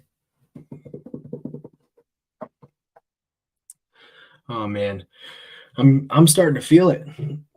You know, here's the thing with caffeine. Caffeine doesn't actually wake you up. Caffeine attaches to the receptors in your brain that those sleepy molecules are going to attach to. So it doesn't necessarily wake you up. It just stops you from getting any sleepier. And if you're already sleepy when you take it, it doesn't get you more energy. That's what sugar and stuff like that in energy drinks does. They give you quick, fast energy to wake you up. But then when you hit the sugar crash, your sugar crash falls down below where the caffeine had you at. So when you have caffeine, it doesn't necessarily wake you up. The sugar wakes you up. But the caffeine doesn't prevent you from getting any sleepier until the sugar rush ends, and then you hit the sugar crash. And that sugar crash then drops you under the line of where the caffeine was, and then you start to feel sleepy. And here's the thing. I'm starting to hit that under the line sleepiness from all those rock nogs. Oh, so that's what we call them? No, nog rockers, nog stars, rock noggers, nogger rocks. Nagarakis? No, not. Y'all know what I'm talking about. Yeah, Cheeto. Hot snakes for sure. No, I'm not feeling any hot snakes right now. Do you know what hot snakes are, though? Hot snakes? It's when diarrhea comes out like a hot snake. But definitely not feeling that yet. Got a little bit of bubble gut going on, but I've always got bubble gut. Here's something for you. We were going to talk about this earlier, and then I got sidetracked because that's easy to do when you're by yourself doing stuff. Right there. That right there is still fully functional. This is good until March 2024. So I got 4 more months to decide if I want to torture myself any further with this. And look, it's still in like squares. You could easily do this again. I don't know if I want to do this. I know I don't want to do this. I almost threw this away, but then deep down inside, my heart said, don't throw it away. Keep it. This is going to be something that you could do. And I'm thinking about giving it to my little brother and having him take it and not telling him nearly how bad it was and just seeing what he does and how he responds to it, because I think that'll be pretty cool. And it will definitely make it easier on me to have to go through this. But I wonder.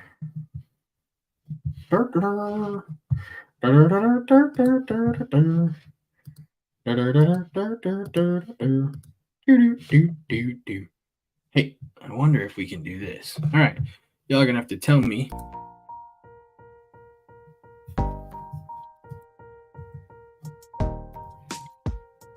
You hear music? You hear music? After watching Maddie eat that chocolate, I definitely believe he's manufactured being. Caffeine is definitely working.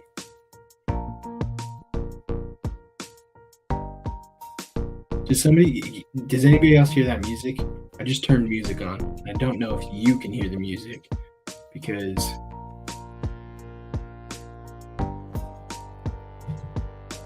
I was told by someone it's good to have music because music kind of kills those dead vibes, but you don't have to. Sweet, thank you.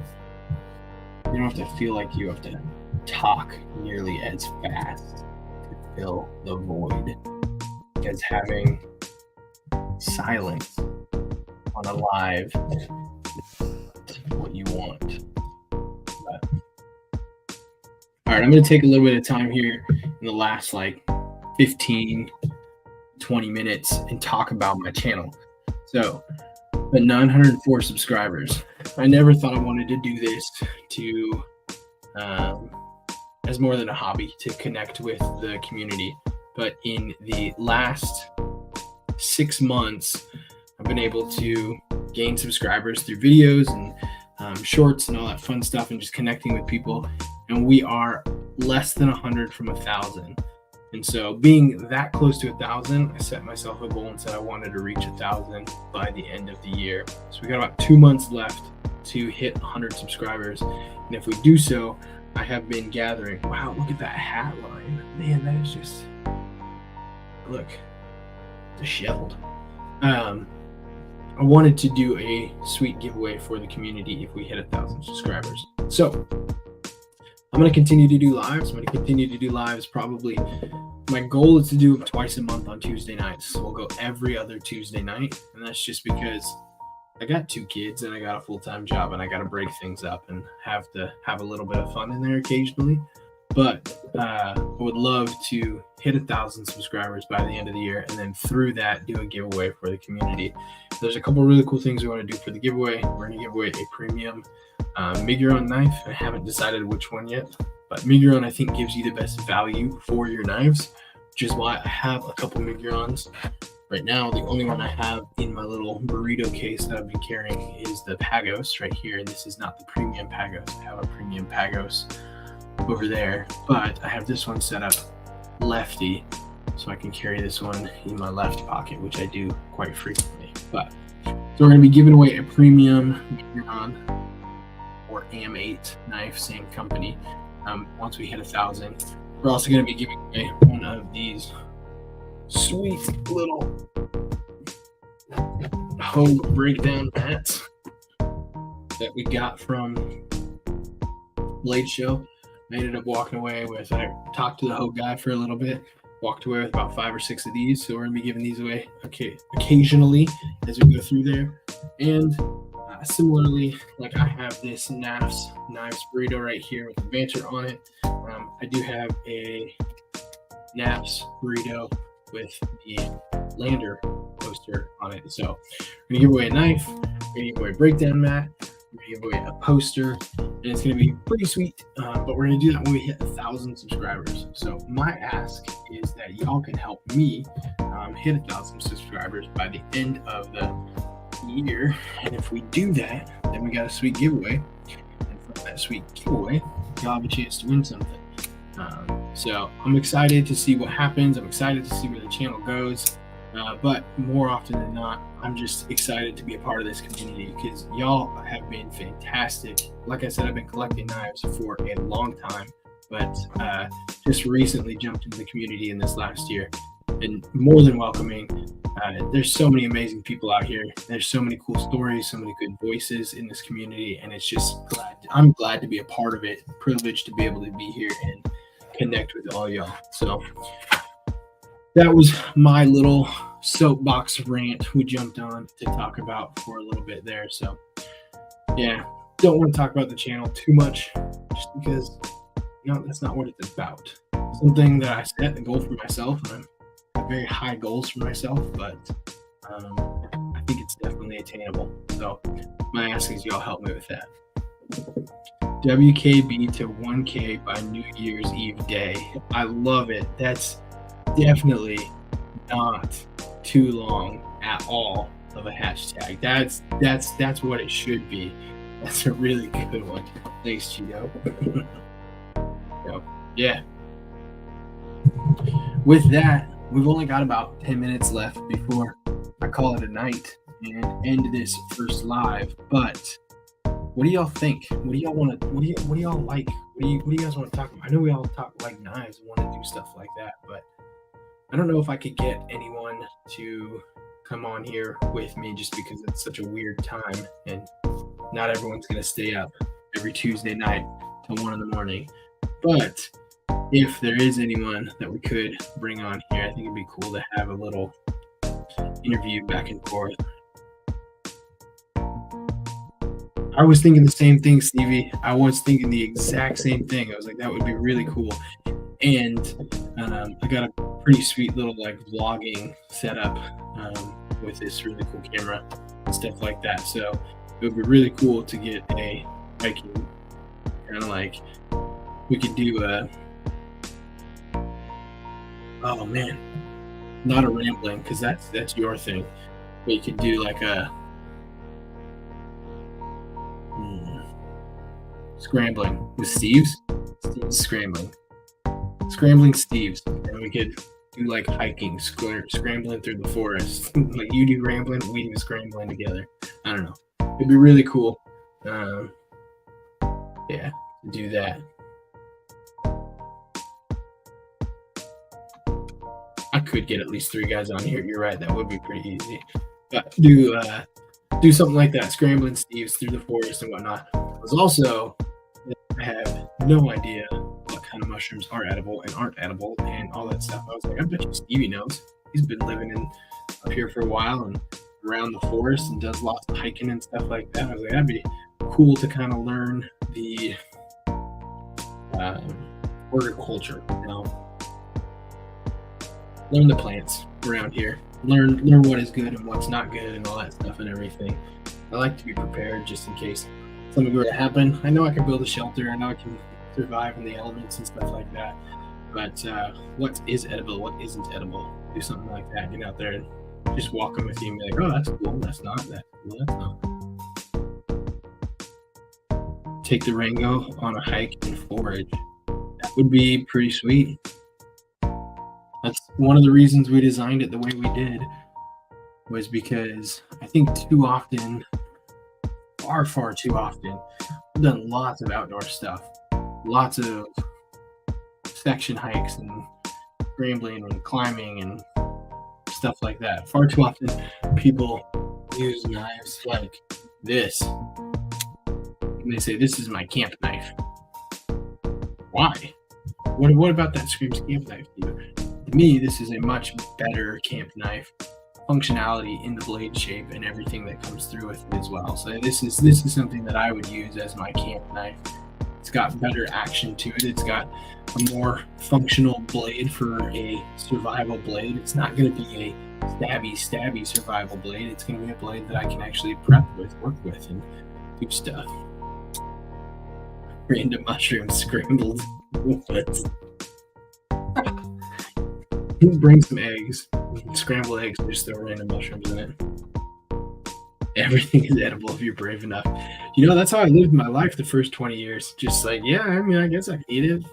I'll make it through eventually, right? And if I don't, then I'll know it wasn't edible. So it's a good way to figure things out. I died by day 3. I spent, when I was 18, I went out hiking with some buddies, and we were going to go camping for about a week. And we went out with literally backpacks, not like camping backpacks, like school backpacks. And we just kind of got 3 or 4 camp stoves and some other stuff and everything. And so we threw some camp stoves in there, some fuel, we threw some freeze-dried food that we had. We had some clothes on our back. We had some extra, like, weather-resistant clothing for water and stuff like that. I had a nice, like, compact down sleeping bag, and then some tarps. And we went out and we spent a week that we built our own shelter, took some hatches. We found a tree that had been knocked over by the wind in a storm that had happened like a month prior. And so we then used that tree as our main post. And then we went through and sheared all the branches off one edge and then lined them all up going up this way like that to create our shelter off of it. And we stayed in that shelter for, I want to say 4 or 5 nights. And we built ourselves with just the tarp and the shelter and stuff. It was probably one of the best experiences I've ever had. It's really, really cool. That was before I really got into the outdoors and started doing a ton of crazy stuff. I grew up doing stuff outdoors and camping and everything, but that to me was one of the best experiences I ever had. It's cool. We'd set ourselves a fire every night just right outside to get some of the heat coming through, but not close enough that we'd catch our shelter on fire. And we were smart about it, and so, but it was cool. It was pretty cool. Next winter, we went out and we built ice shelters, not igloos, but ice shelters. And so we went further into the mountains and found about 5 feet of snow, and then dug in about 3 feet for packed ice shelters, and just built those and stayed 3 nights in those, and then called it quits and went home. Not because anything, more so because we were in college at the time and had to be back for classes and stuff. But that was also pretty fun. We did some cool stuff like that. So yeah, I wonder if I could do that. Would that be interesting if I told stories? I've done some cool things in my life. Probably nothing near as cool as what a lot of you have done, but I feel like my stories sometimes can be pretty interesting to hear and share. And it's nice to talk and be heard, even though I'm really talking to myself and looking out. Hi, Stephen. How are you doing? But I could do that and share stories and go over different times in my life and talk about stuff like that and what happened from it. Yeah. Maybe on our next Insomniacs, we'll go over when I spent 2 weeks in Guatemala and some of the crazy stuff that happened there, as well as some of the knives that I picked up in Guatemala and I left in Guatemala because they got stolen right before we left Guatemala. I have a history of getting knives stolen from me. It's not a good history. I don't like it. I wish I had all those, but yeah, we could definitely do something like that. That would be fun. I think people might like it. There's a couple stories from that trip that I think people will get a kick out of. So maybe that's what we'll do. I'll think about it. I'll mull it over a little bit before we get there. Yeah. 5 minutes short, 2 hours. Stories work. Try it on the scrambling. You know what would be kind of cool is if we did scrambling as a conversation. So it was Stevie and Steven walking and doing like a scrambling conversation about either a specific topic or the path we're on or what we're trying to accomplish for the day. And you have like a call and response as you go back and forth. And we have it recorded in 2 ways of, I don't know. We'll talk to Stevie, see what he wants to do. But I think that could be a pretty cool little segment to do. So it's outside for about 6 hours when my truck broke down. That's pretty much camping for me. I barely made it through. Yeah, that happens, Cole. That happens. It's funny because I was lucky to have a dad who like loved the outdoors and wanted to get me outdoors and put me out there. Whereas like I've got one of my best friends who is absolutely just hates everything outdoors, hates cold, loves comfort, loves being inside.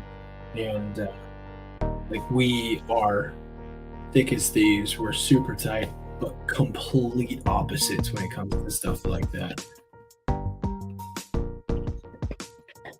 Yeah, Stevie, that's kind of what I'm thinking too. A video, each of us on our own perspectives would be sweet. You could have like the conversation between the two of us, but have yours posted from your perspective and my perspective, being able to see the two. I don't know. We can figure all that out later. But either way, whether we make a video or not, I would love to get out and go hiking too. So, got to do something after last Sunday. That just crushed me. Oh my gosh. How could the Seahawks do that? That was just ridiculous. I was going crazy during that game, watching it over and over. It just drove me crazy. Anytime we had a good defensive show, the offense just could not do anything. And it's like Lamar was even a non-factor. You look at his stats, he really wasn't like the biggest threat during that game. It was just we could not do anything to score. And it crushed my spirits. It was absolutely horrible to watch. We play that team 10 times. Play the Ravens 10 times. We're only going to win 3 to 4 of them. But we definitely did not play up to our level last week, and that was frustrating. Yeah. Player 1 and Player 2 perspective videos. Yeah. That would probably be something to do.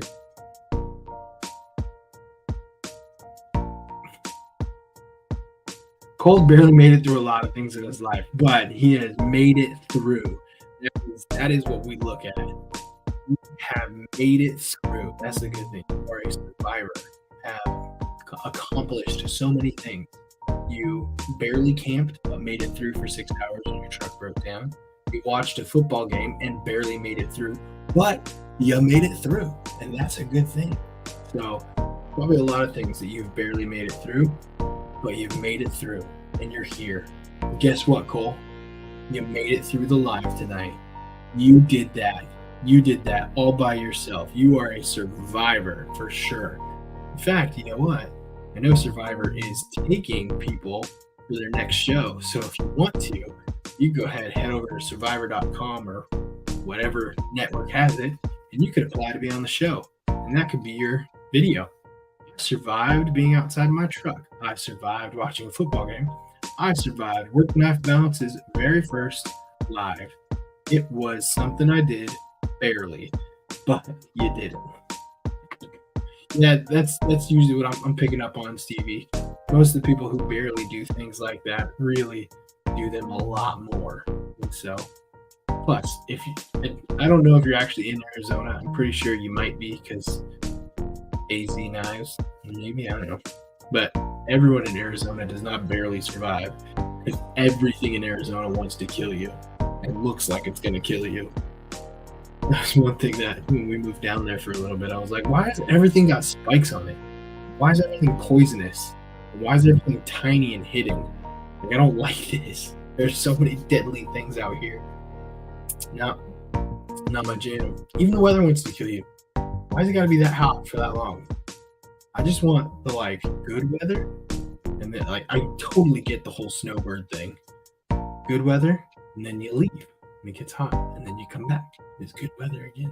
So especially the hookers, they definitely want to kill you.